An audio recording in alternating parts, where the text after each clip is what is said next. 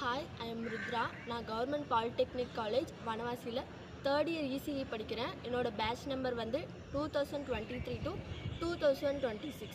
நான் first 10th முடிச்சுட்டு என்ன பண்ணுறதுன்னு தெரியாமல் யோசிச்சுட்டு இருந்தேன். அதுக்கப்புறம் எங்கள் பேரண்ட்ஸ் வந்து சொன்னாங்க, ஜிபிடிசி வனவாசியில் ஜாயின் பண்ணிக்கோ அப்படின்னு சொன்னாங்க. நான் கேட்டேன், ஏம்மா அந்த காலேஜ் சொல்கிறீங்க அப்படின்னு கேட்டேன். அந்த காலேஜில் வந்து நல்ல கேம்பஸ் பிளேஸ்மெண்ட் இருக்குது, நல்ல இன்ஃப்ராஸ்ட்ரக்சர் இருக்குது அப்படின்னு சொன்னாங்க. சரி, ஓகே, நெக்ஸ்ட்டு அவங்க சொல்கிறாங்க, நானும் ஜாயின் பண்ணிட்டேன். ஃபஸ்ட்டு நான் காலேஜ் ஜாயின் பண்ணும்போது எனக்கு மனசுக்குள்ளே ஒரு ஃபியர் இருந்தது. காலேஜ் எப்படி இருக்கும், ஸ்டாஃபில் எப்படி இருப்பாங்க, போன உடனே கிளாஸ் எடுப்பாங்களா அப்படின்னு என் மனசுக்குள்ளே வந்து ஒரு ஃபியர் இருந்தது. ஃபஸ்ட்டு நாள் வந்து நான் காலேஜ் ஜாயின் பண்ணேன். அப்போ வந்து என்ன பண்ணாங்கன்னா, ஃபஸ்ட் தான் இண்டக்ஷன் ப்ரோக்ராம் அப்படின்னு கண்டக்ட் பண்ணாங்க. அதுக்கப்புறம் போனது அவங்க வந்து fun activities, extra curricular activities இந்த மாதிரி தான் வச்சாங்க. அப்போ வந்து என் மனசுக்குள்ளே இருந்த ஃபியர் வந்து போச்சு, கொஞ்சம் கொஞ்சமாக போயிடுச்சு. அப்புறம் நான் அங்கே இருக்கிற ஃபேக்கல்ட்டிஸ் கூட பேசினேன். அவங்க ரொம்ப ஃப்ரெண்ட்லியாக, எந்த விஷயம்னாலும் நம்ம அவங்கக்கிட்ட ஓப்பனாக பேசலாம், எந்த பிரச்சனையுமே கிடையாது. அவங்க எதுவுமே சொல்ல மாட்டாங்க. ஏதாவது நமக்கு பர்சனல் இஷ்யூ, பசங்க ஏதாவது நம்மக்கிட்ட ரேகிங் இந்த மாதிரி எதாவது பண்ணாலும் நம்ம அவங்கக்கிட்ட சொல்லலாம். அதுக்குன்னு தனியாக ஆன்டி ரேகிங் கமிட்டியும் இருக்குது. அவங்க இமீடியட்டாக கம்ப்ளைண்ட் நம்ம கொடுத்தோன்னா இமீடியட்டாக ஆக்ஷனும் எடுப்பாங்க. இந்த காலேஜில் மொத்தம் 6 டிபார்ட்மெண்ட் இருக்குது. நான் வந்து இசிஇ டிபார்ட்மெண்ட் சூஸ் பண்ணேன். ஏன் நான் இசிஇ டிபார்ட்மெண்ட் சூஸ் பண்ணேன்னா, டெக்னாலஜி டெவலப்மெண்ட் ஆகிட்டு வருது, அந்த ஒரு ரீசன்னால் நான் இசிஇ டிபார்ட்மெண்ட் சூஸ் பண்ணேன். இந்த காலேஜில் நான் 2023 ஜாயின் பண்ணப்போ டிஎம்டின்னு ஒரு கோர்ஸ் புதுசாக வந்து லான்ச் பண்ணாங்க.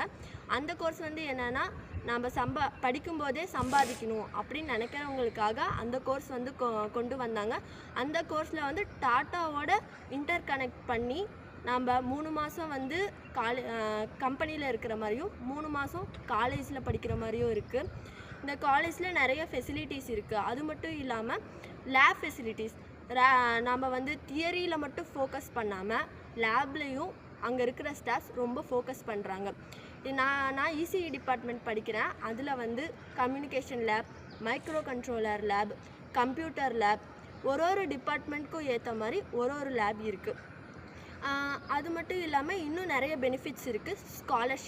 ஸ்காலர்ஷிப் வந்து கேர்ள்ஸுக்காக புதுமை பெண் ஸ்காலர்ஷிப், பாய்ஸ்க்காக தமிழ் புதல்வன் ஸ்காலர்ஷிப், அப்புறம் ரொம்ப வருமானம் கீழே இருக்கிறவங்க அந்த கேர்ள்ஸுக்காக பிரகதி ஸ்காலர்ஷிப் ப்ரொவைட் பண்ணுறாங்க. நெக்ஸ்ட்டு அப்பா அம்மா இல்லாதவங்க, அப்புறம் இந்த எக்ஸ்-ஆர்மி சர்வீஸ்மேன் இந்த மாதிரி இறந்தவங்க, அந்த மாதிரி ஸ்டூடெண்ட்ஸுக்காக அவங்களுக்கு சாக்ஷம் ஸ்காலர்ஷிப்னு ப்ரொவைட் பண்ணுறாங்க. நெக்ஸ்ட்டு கம்யூனிட்டி பேஸ்டு ஸ்காலர்ஷிப்பும் கொடுக்குறாங்க. நான் அந்த காலேஜில் ஜாயின் பண்ணதுக்கு ரொம்ப ப்ரௌடாக ஃபீல் பண்ணுறேன். அது மட்டும் இல்லாமல் எனக்கு ரொம்ப யூஸ்ஃபுல்லாக இருந்தது. நான் இப்போ டாடா எலக்ட்ரானிக்ஸில் இன்டர்ன்ஷிப் பண்ணிகிட்ருக்கேன்.